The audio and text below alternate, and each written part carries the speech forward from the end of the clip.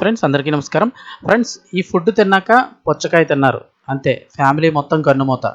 అసలు ఏం తిని పుచ్చకాయ తిన్నారు, అసలు ఎందుకు ఇలా జరిగింది, ఒకవేళ పుచ్చకాయ తినడం వల్లే మరణించారా, పూర్తి వివరాలు తెలుసుకుందాం. వీడియో కంప్లీట్గా చూడండి, అలాగే తప్పకుండా లైక్ చేయండి. మరిన్ని అప్డేట్స్ కోసం ఛానల్ని సబ్స్క్రైబ్ చేసుకోండి. ఇంక వివరాల్లోకి అయితే వెళ్ళిపోదాము. మహారాష్ట్రలోని కుటుంబంలో తీవ్ర విషాదం చోటు చేసుకుంది. బంధువులతో కలిసి బిర్యానీ తిన్న తర్వాత పుచ్చకాయ తిన్నారు. ఆ తిన్న కొన్ని గంటల్లోనే తీవ్ర అస్వస్థతకు గురై 12 గంటల్లోనే ఒకే కుటుంబానికి చెందిన నలుగురు మృత్యువాత పడ్డారు. వీరిలో 13 ఏళ్ల బాలిక కూడా ఉంది. ఫుడ్ పాయిజనింగ్ జరగడంతో వీరు మరణించినట్లుగా పోలీసులు అయితే అనుమానిస్తున్నారు. బిర్యానీ, పుచ్చకాయ తిని ఒకే కుటుంబంలోని నలుగురు అయితే మృతి చెందారు.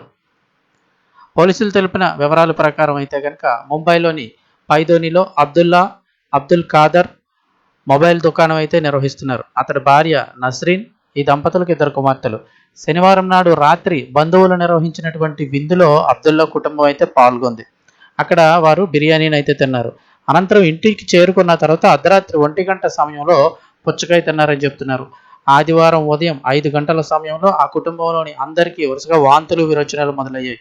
వెంటనే అబ్దుల్లా స్థానికంగా ఉన్న డాక్టర్ని పిలిచారు. కానీ అప్పటికే వారి పరిస్థితి విషమంగా మారింది. దీంతో కుటుంబాన్ని స్థానికంగా ఉన్న ప్రైవేట్ ఆసుపత్రికి తరలించారు. అనంతరం చికిత్స పొందుతూ ఉదయం 10 గంటల సమయంలో నలుగురు మృతి చెందారు. దీంతో ఆ కుటుంబంలో తీవ్ర విషాదం నెలకొంది.